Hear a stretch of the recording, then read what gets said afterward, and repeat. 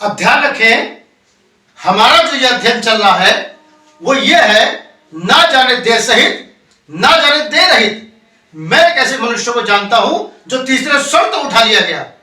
और इससे पहले कि हम पौलुस की सेवकाई को यहां एंटर करें, मैं आपके सामने उस समय के वातावरण को वहां रखना चाहता हूं जो यीशु मसीह की सेवकाई के द्वारा वहां पे फैला हुआ था। बहुत से लोग उसके विरोध में थे, बहुत से लोग उसके पक्ष में थे, लेकिन अधिकांश फक्की फरीसी जो उसके विरोध में थे, उनकी विचारधारा क्या थी, इससे पहले कि मैं पौलुस की सेवकाई को वहां रखूं, मैं उनकी विचारधाराओं को आपके सामने रखना चाहता हूं जी। क्योंकि जब तक हम उस समय को की स्थिति को चिर परिचित नहीं जान पाएंगे, तब तक हम पौलुस की सेवकाई को शायद सही से ना समझ पाए। जी हां, तो इससे पहले कि पौलुस की सेवकाई वहां आती, यीशु मसीह पुराने नियम के पृष्ठ को पलटकर नए नियम को लाना चाह रहा था, एक नई वाचा उनके सामने लाना चाह रहा था। पुराने नियम से को पूरा करके नए नियम में आना चाह रहा था जी, ताकि हम परमेश्वर के प्रेम को जान सके, परमेश्वर के अनुग्रह को जान सके। और इस बात के लिए यीशु मसीह में खड़े होकर प्रचार करते हैं। जी हां, और जब यीशु मसीह में प्रचार करते हैं तो यीशु मसीह ने बहुत से अंधों को आंखें दी, लंगड़ों को चलने की ताकत दी, बहरों को सुनने की क्षमता दी, मुर्दों को जिलाया। अब वहां के यहूदी इस वाली बात को चाहते थे कि कोई ऐसा आए जो रोमी सल्तनत से उनको आजाद कराए। उनका विचारधारा वास्तव में यह थी कि यह हमारी रीति रिवाजों के अनुसार हो, स्वतंत्र रूप से जैसा हम धर्म को चलाना चाहते हैं वैसा हम धर्म को चलाते रहें, और वो हमारे लिए रोमी सल्तनत से युद्ध को लड़े और हमें रोम की गुलामी से आजाद कराए। मूल विचारधारा वहां पे ये थी। और वो दो ग्रुप में बटे हुए थे, फक्की फरीसियों के ग्रुप में, जिनकी दोनों की विचारधाराएं थोड़ी अलग अलग थी। और उस समय यीशु की सेवकाई वहां पे आती है, और जब यीशु की सेवकाई वहां पे आती है तो आश्चर्य कर्मों से पूरा यरूशलेम और पूरा इस्राएल गूंज उठता है। यीशु मसीह उनकी विचारधारा के अनुसार नहीं था। वो अपने लिए एक ऐसा राजा चुनना चाहते थे जो रोमी सल्तनत से युद्ध कर सके, उन्हें आजाद कर सके। उनके मस्तिष्क में एक ऐसा बैठा हुआ था कि जैसा कि दाऊद एक महान वीर था, सिमसोन एक महान वीर था, जिन्होंने युद्ध को लड़ा, इस्राएल के लिए युद्ध को लड़ा। वो चाहते थे कि जब हमारा मसीहा आएगा तो बहुत ही बलवान होगा, बहुत सामर्थी होगा, वो दाऊद से ज्यादा महान होगा। वो जानते थे कि वो सिमसोन से ज्यादा ताकतवर होगा, और इसी विचारधारा में वो लोग बैठे हुए थे। अब उनमें कुछ लोग उठे। वह व्यक्ति था जिसका नाम था गैमलियल। गैमलियल और सारे शास्त्री इस वाली बात को जानते थे कि मसीहा बहुत जल्दी पृथ्वी पर होगा। वो इस बात को जानते थे, और हर शास्त्री अपने अपने तरीके से मसीहा को प्रचार कर रहा था। और गैमलियल उस समय का एक महान विद्वान था। और तब जब बातें बहुत बिगड़ती जा रही थी, तब गैमलियल ने उनको बताया कि भाई कुछ समय पहले, कुछ समय के लिए थ्यूदास नामक एक व्यक्ति उठा, और बहुत से लोग उसके पीछे हो लिए, और उसका भी उद्देश्य यही था कि वो बता सके मैं कुछ हूं, और मैं तुम्हें परमेश्वर की राह पे भी चलाऊंगा, साथ में रोमी सेनापतियों से आजाद भी कराऊंगा, रोमी सल्तनत से तुम्हें आजाद कराऊंगा। यह उसकी विचारधारा थी। और बहुत से इस्राएल के लोग उसके पीछे हो लिए, लेकिन वो नाश हो गया क्योंकि परमेश्वर की ओर से नहीं था। आगे हम देखते हैं तो पाते हैं, बताते हैं यहूदा नाम का व्यक्ति, जी हां, यहूदा गलीली उठा। उसने भी कहा मैं भी कुछ हूं। वो भी इसी विचारधारा के साथ आया। उसकी विचारधारा भी यही थी कि हम परमेश्वर की आराधना भी करेंगे और साथ ही रोम से आजादी भी प्राप्त करेंगे। लेकिन वो भी नष्ट हो गया क्योंकि वो परमेश्वर के अनुसार नहीं था, उसकी इच्छा के अनुसार नहीं था।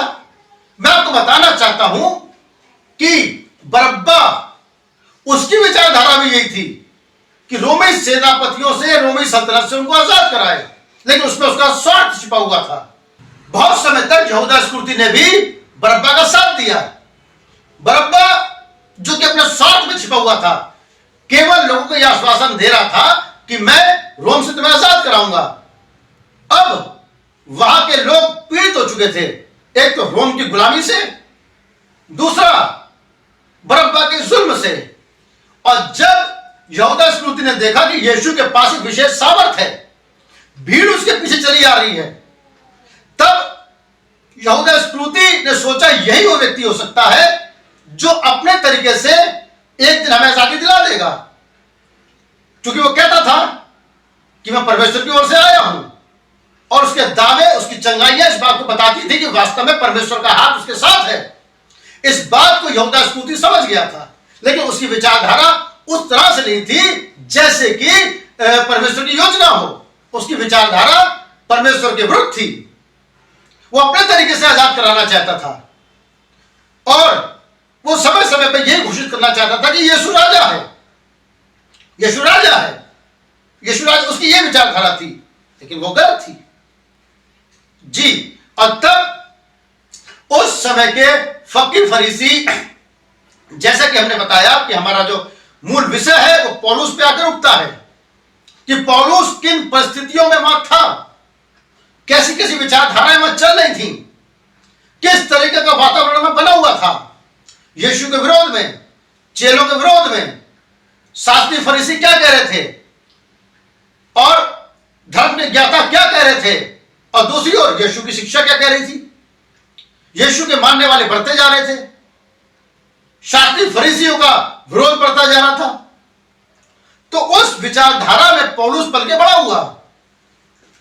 गैमलियल के चरणों में बैठकर उसने शिक्षा को प्राप्त किया, मगर गैमलियल ने इस वाली बात को कहा था, देखो तुम इन पे हाथ मत डालना जी।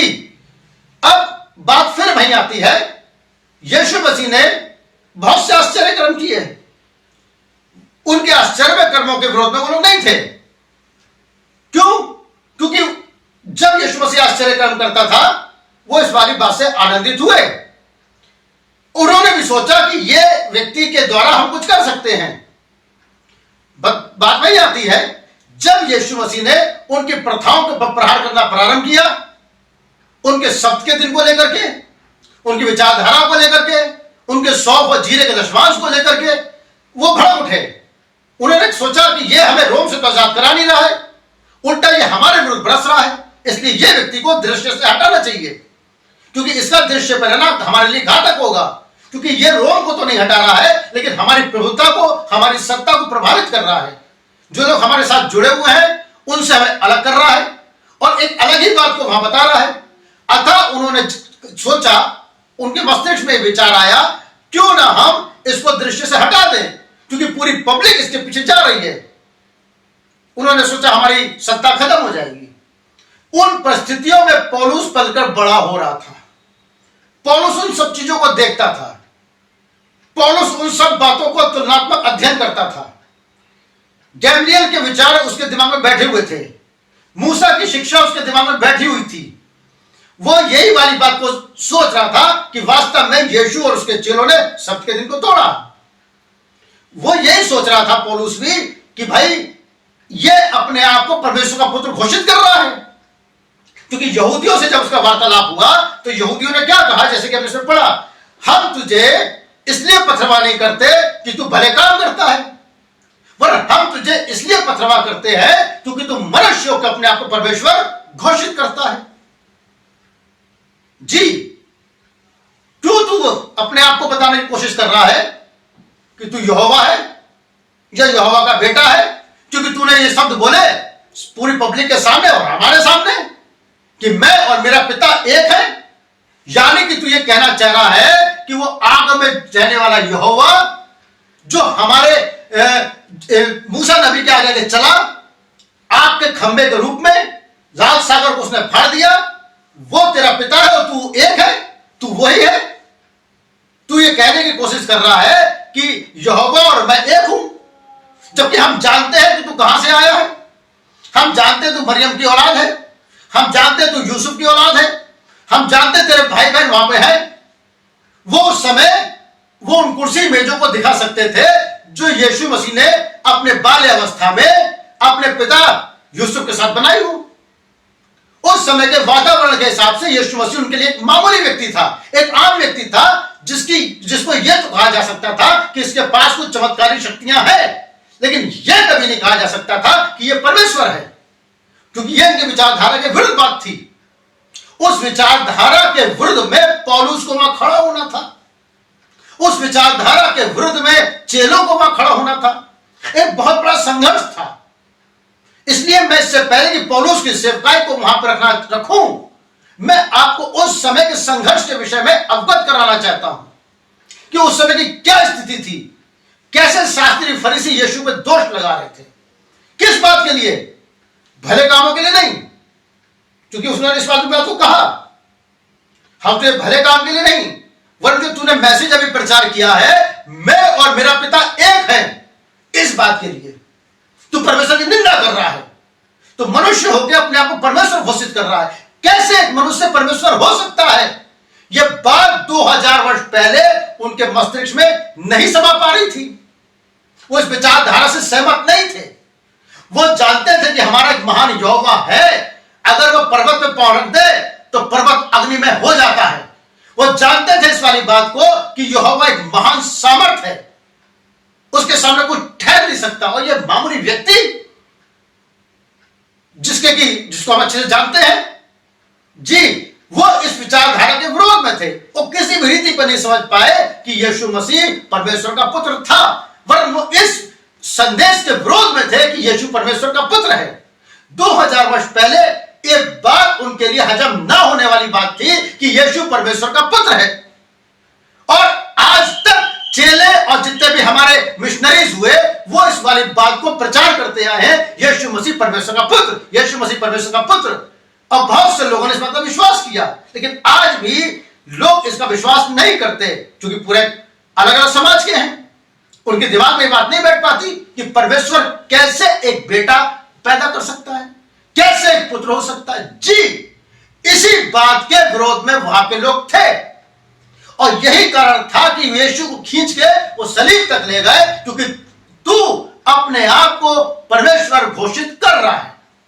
इससे पहले कि हम अपने अगले वीडियो में इस वाली बात को दिखाएं कि पौलुस कैसे उस संघर्ष के बीच में पल के बड़ा हुआ, कैसे पौलुस ने उनके विरोधों का सामना किया, कैसे पौलुस ने उनकी आलोचनाओं का सामना किया, पौलुस मानवीय दृष्टिकोण से क्या देख रहा था, और जब पौलुस ऊपर उठाया गया तब उसने क्या देखा। दोनों बातें बिल्कुल अलग थी। पौलुस के 14 वर्ष हुए, ना जाने दे सहित ना जाने दे रही। अब 14 वर्ष पहले पौलुस ऊपर की बातों को देख रहा है, वो बिल्कुल अलग थी। पौलुस नीचे की विचारधारा को देख रहा है, संघर्ष के, वो बिल्कुल अलग था।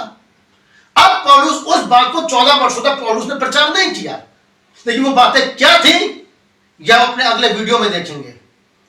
पौलुस ने वहां क्या देखा, क्या सुना, यह हम अपने अगले वीडियो में देखेंगे। तब तक आप इस विषय पर सोचिए कि किस तरीके से यीशु की सेवकाई एक संघर्षों के बीच में थी।